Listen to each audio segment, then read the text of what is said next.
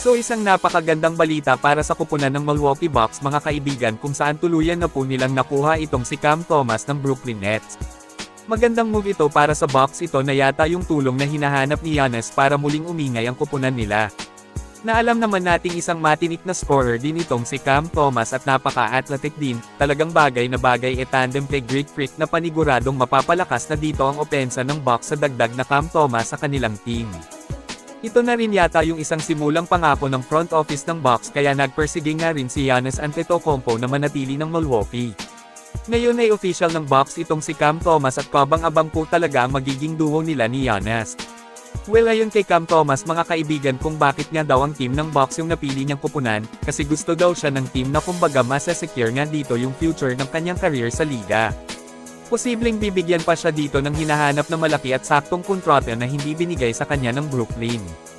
Well, kayo mga kaibigan, ano ang masasabi nyo sa pagkuha ng Bucks kay Cam Thomas? Mag-comment lang po. Ang superstar point guard ng team ng Portland na si Damian Lillard na hindi nakapaglaro sa season na ito dahil sa injury, ay inimbitahan at sasali ng 3-point contest sa All-Star break na mangyayari ang nasabing kompetisyon sa paparating na February 15 po sa atin dito sa Pinas, at ito po yung mga sumali sa 3-point contest. Ay sina Devin Booker ng Phoenix Suns, Rookie Con Nupal ng Charlotte Hornets, Damian Lillard ng Portland Trail Blazers, Tyrese Maxey ng Philly, Jamal Murray ng Denver Nuggets, Bobby Portis Jr. ng Milwaukee Bucks at Norman Powell ng Miami Heat. Well, kabang-abang din po talaga ang mangyayaring 3-point contest sa paparating na All-Star Weekend.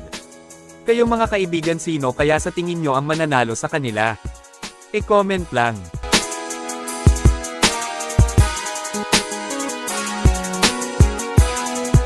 Samantala bagaman wala ng Jimmy Butler sa kupunan ng Golden State Warriors dahil sa tinamong season-ending ACL injury, ay inaasahan po ng grupo na itong si Kristaps Porzingis ang magsasalba sa season nila ngayon.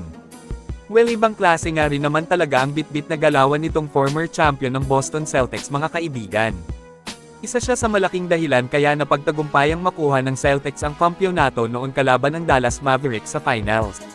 Hindi basta-basta ang laro ni Kristaps kung saan sure ball na magkakaroon talaga siya ng malaking impact sa Golden State this season. Na kapag ka mapanatili ng GSW ang pagiging healthy nito ay napakahirap na nga nilang talunin dito sa dagdag na Porzingis sa team. Kabang-abang din talaga ang magiging duo nila ni Stephen Curry, ngayon lang din nga rin muling nabigyan ng greatest shooter ng isang dominanteng big man, kaya excited na ang lahat makita ang parehong paglalaro ni Porzingis at Stephen Curry. Na tina-target sa paparating na February 20 sa atin dito sa Pinas pagkatapos ng All-Star Weekend. Sa interview ni Kristaps ay natanong po siya tungkol sa kanyang minuto na paglalaro sa kanyang target na debut at sa mga laban nila. Kung limitado ba ang kanyang minuto, kung saan bilong sagot po ng Warriors center na straight 48 minutes daw po. So kabang-abang ang sinabi niyang ito, mukhang totally healthy na talaga ngayon itong si Porzingis, at ramdam natin na gutom na rin ito sa paglalaro kaya inaasahan ang malaking ingay na gagawin nito sa kupunan ng Dubs. Are you targeting the first game out of the break? Yeah, that's the goal. It will be pretty natural. I think I always say that also because I feel like I'm the type of player that can fit into any kind of offense.